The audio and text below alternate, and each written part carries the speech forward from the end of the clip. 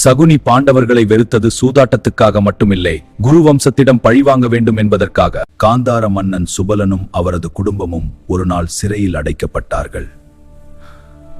இறப்பதற்கு முன் சுபலன் தனது மகன் சகுனியிடம் ஒரு ரகசியத்தை சொன்னார்.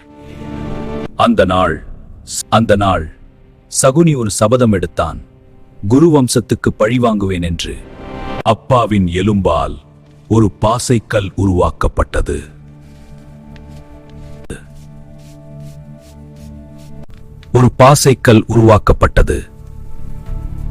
சகுனியின் சொற்களை கேட்கும் என்று சொல்லப்படுகிறது. அந்த பாசை சாதாரண கல் அல்ல, அது சகுனியின் சொற்களை கேட்கும் என்று சொல்லப்படுகிறது. அந்த பாசையை சகுனி தினமும் பயிற்சி செய்தான். அவன் சொன்ன எண் அந்த பாசை விழும் என்று கதைகள் கூறுகின்றன.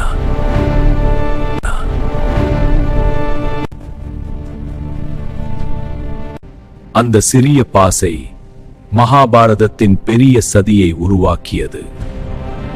சகுனியின் சூதாட்டம் எப்படி பாண்டவர்களின் வாழ்க்கையை மாற்றியது தெரியுமா? தெரிந்து கொள்ள இந்த சேனலை சப்ஸ்கிரைப் பண்ணுங்க.